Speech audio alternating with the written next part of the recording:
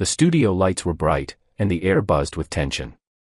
Across the sleek, glass desk sat Marcus Reed, a young, self-made black entrepreneur who built a multi-million-dollar company from nothing but determination and late nights.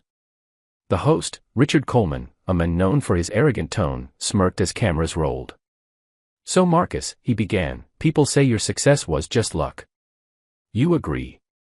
The audience chuckled, waiting for a reaction. Marcus smiled faintly, calm but focused.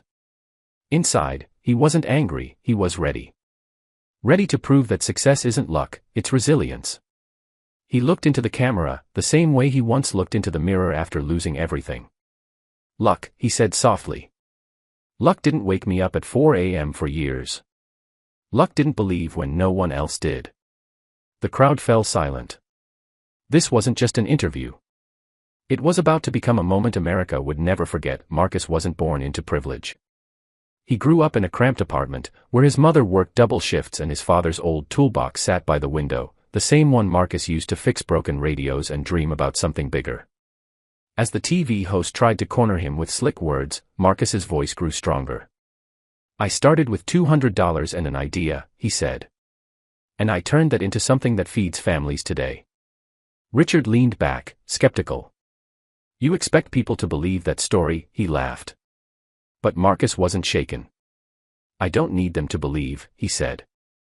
"The people working for me, the ones whose lives changed because of that idea, they already do."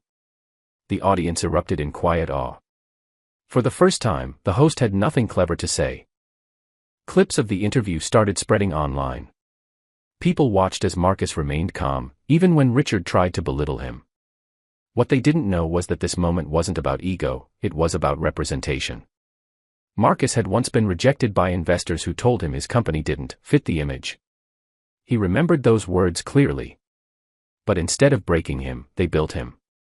"When doors close," he said during the interview, "you build your own."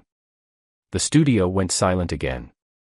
Every sentence Marcus spoke carried years of struggle, years of doubt turned into fire. His story wasn't just personal, it was a mirror for anyone who had ever been told they couldn't make it. After the show, social media exploded. Hashtags praising Marcus filled every platform. Meanwhile, Richard, the TV host, sat in his office, replaying the clip. He hadn't expected that response, or the wave of support Marcus was receiving. But Marcus wasn't celebrating fame. He went home to the same modest house, where his mother waited with tears in her eyes. "You did more than defend yourself," she said. "You spoke for all of us." Marcus smiled, humbled. The lights, the cameras, none of it mattered as much as her words. He knew this moment wasn't an ending. It was the start of a bigger conversation about respect, race, and the real meaning of success. The next day, Marcus received an invitation, not for another interview, but for a national business summit. This time, he wouldn't just be questioned, he'd be leading a panel. Reporters asked him if he felt vindicated. Marcus simply said, "When truth speaks, it doesn't need to shout." At the summit, he talked about failure, self-belief, and community. Success, he told the audience, isn't just what you build. It's what you lift. Cameras flashed, people clapped, but what hit hardest was how calm and grounded he remained.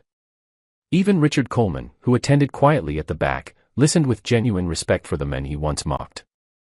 Months later, Marcus launched a mentorship program for young entrepreneurs from underserved backgrounds. He didn't just want applause, he wanted impact. News outlets covered his initiative, calling it the Marcus effect. But Marcus knew the truth, the real effect wasn't his. It belonged to every dreamer who refused to quit. One day, Richard's producer called. "He wants you back on the show." Marcus agreed, not to prove a point, but to show growth. When they met again, Richard offered a handshake and an apology, live, on air. Marcus accepted it with grace, saying, "Forgiveness is the highest form of strength." The studio erupted in applause. Years passed, but the clip of that first interview remained iconic. It became a lesson in dignity and strength. Marcus continued building businesses, creating jobs, and inspiring thousands.